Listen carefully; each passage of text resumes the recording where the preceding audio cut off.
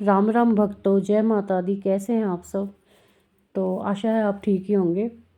तो आज का हमारा वीडियो है, आपने टाइटल पढ़ ही लिया होगा, पितरों के ऊपर है। तो कई लोग पूछते हैं कि देखो हमें पितृदोष है तो हम इसका क्या करें। हमने पंडितों से अनुष्ठान करवा लिए, पूजा पाठ करवा ली, लेकिन हमारा पितृदोष समाप्त नहीं हो रहा। तो देखिए, जायज़ है। पितृदोष कहीं भी किसी को भी हो सकता है। सबसे पहले आप ये जान लें कि हमारे पितृ होते क्या हैं।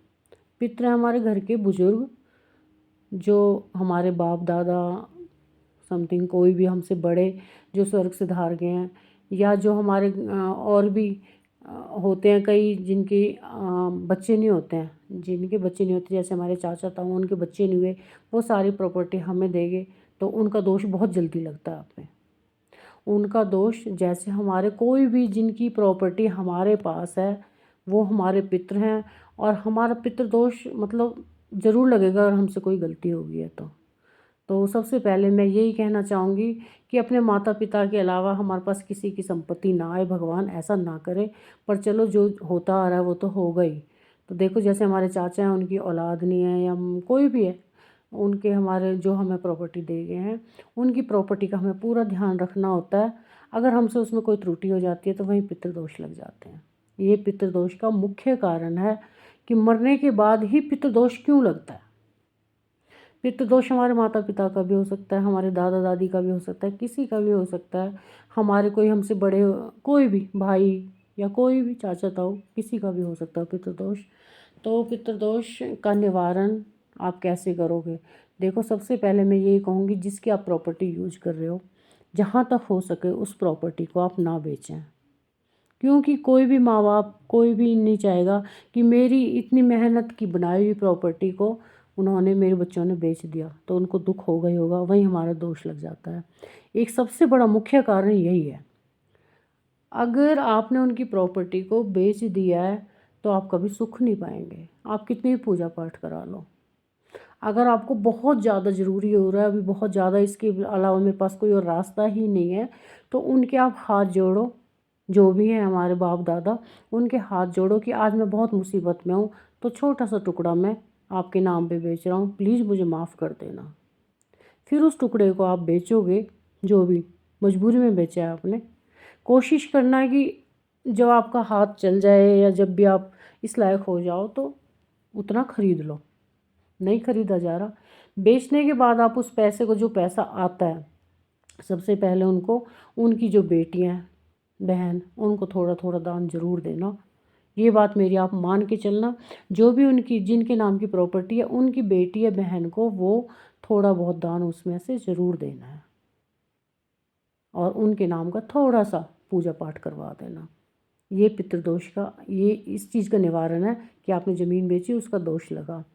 अब मैं आपको बताऊंगी छोटी छोटी चीज़ें, जैसे आप मतलब श्राद्धों में उनका भोजन नहीं निकाल रहे हैं, ये छोटी छोटी चीज़ें हैं, तो इस चीज़ का आप ध्यान रखें कि वो हमारे अब जीवन में नहीं है, लेकिन फिर भी हमें उनका अपना, जो भी उनका समय है, श्राद्ध है, जब भी निकालते, अमावस्या है, तो उनका ज़रूर टुकड़ा निकालें, रोटी निकालें उनके नाम से, कुत्तों को और गाय को ज़रूर दें। ये हो गया एक दूसरा कारण पितृदोष का ही। अब मैं आपको ये बताती हूँ, एक तो पितृदोष जब लग जाता है, उसमें आपके भगवान, आप कितनी भी पूजा कर लो, भगवान पितृदोष के बीच में बिल्कुल भी नहीं आते हैं। ये मेरी आजमाई हुई चीज़ है। देखो, मैं वही वीडियो लाती हूँ जो मेरे साथ बीत चुका है, लाभ हानि जो भी मेरे साथ हुआ है वही मैं आपके साथ शेयर करती हूँ। ये ज़रूर, बस इतना ही कहूँगी मैं कि जहाँ तक हो सके उनको खुश रखो, क्योंकि वो मर चुके हैं, हमारे जीवन में तो है नहीं वो।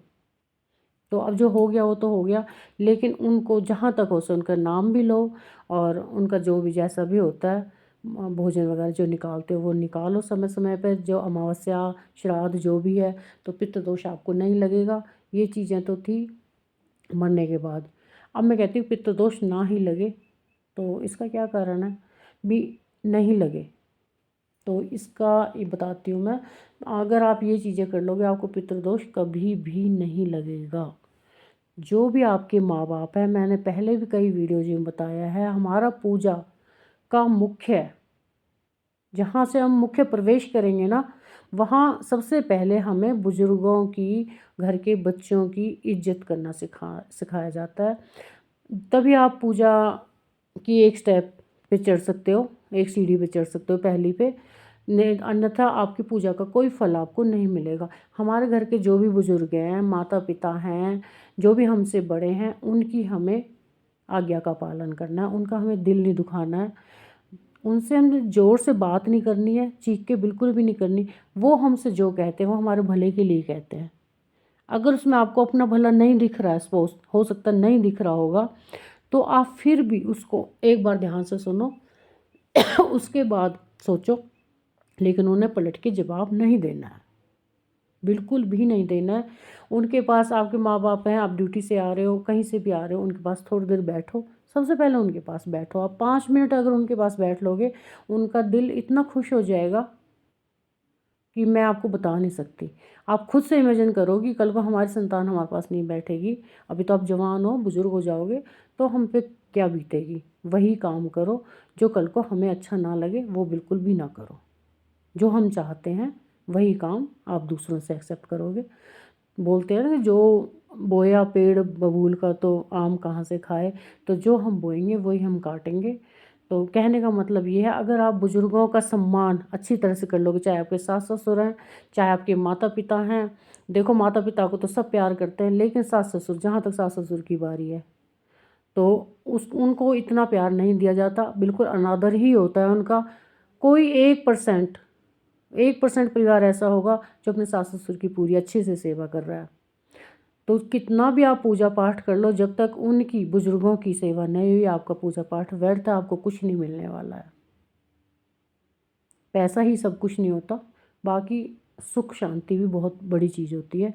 तो इतना ही कहूँगी, जितने भी आपके घर के बड़े हैं, जो भी हैं, उनका सम्मान करना सीखो। आगे तभी आपकी संतान आपका सम्मान करेगी। जब आप ही नहीं करोगे, वैसे ही संतान देखेगी हमारे माँ बाप कर रहे हैं, तो माँ बाप तो जो करेंगे वो तो फॉलो करेंगे ही। गुरु और माँ बाप जो करते हैं, बच्चे वही फॉलो करते हैं।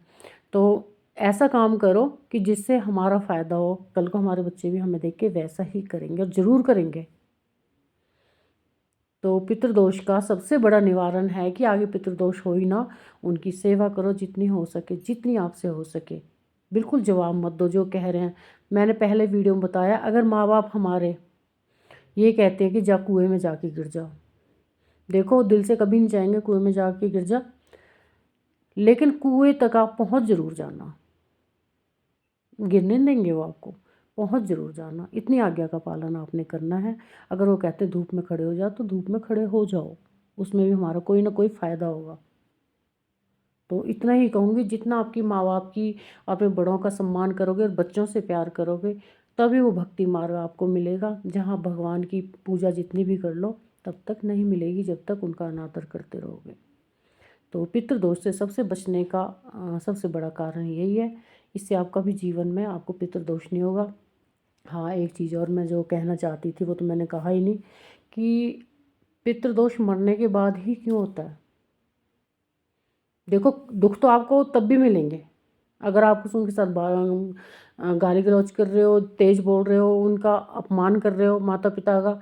देखो, इसी जीवन में हमें उनका सब कुछ मिल जाता है। जो हम पाप करते हैं उसका हमें फल ज़रूर मिलता है। पाप या पुण्य जो भी है, उसी जीवन में आजकल हमारा पूरा हो जाता है। तो इसलिए मैं ये समझाना चाहती हूँ कि जहाँ तक हो सके उनका सम्मान करो, सम्मान करो और सम्मान करो। ये हो गया। मरने के बाद ही पितृदोष क्यों होता है, इसका मैं अलग से वीडियो लेके आऊँगी, और बहुत जल्दी लेके आऊँगी। तब तक मेरे चैनल को सब्सक्राइब कर दीजिएगा, क्योंकि ऑलरेडी बहुत बड़ा हो गया है वीडियो। तो अगर आपको कोई भी बात मेरी ये बताई हुई बुरी लगती है तो कमेंट करें, अच्छी लगती है तो भी कमेंट करें।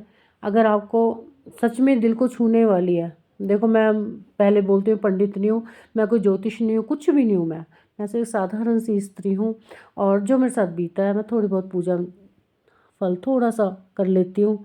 बस इतना ही है जो मैं अपना सुख ले रही हूँ। जो भी मैं नुकसान भुगत चुकी हूँ वो आपके साथ शेयर करना चाहती हूँ, कि इस चीज़ को मत करो, इससे मेरे को नुकसान हुआ, इस चीज़ को मत करो, और इस चीज़ को करोगे तो मेरा फ़ायदा हुआ था, आपका भी ज़रूर होगा। तो ये चीज़ें मैं छोटी छोटी आपको बताती रहूँगी, ताकि आपका जीवन भी मेरी तरह सुख में हो जाए, और प्रभु आपके समीप जल्दी आएँ, आपके दिल में बसें। तो अभी आज के लिए इतना ही काफ़ी है। मिलते हैं अगले वीडियो में नई जानकारी के साथ। तो पितरों के लिए मैं एक और वीडियो लेके आऊँगी, उसमें बताऊँगी कि पितृदोष मरने के बाद ही क्यों होता है। और तब तक के लिए चैनल को सब्सक्राइब कर दीजिएगा। राम राम, जय माता दी।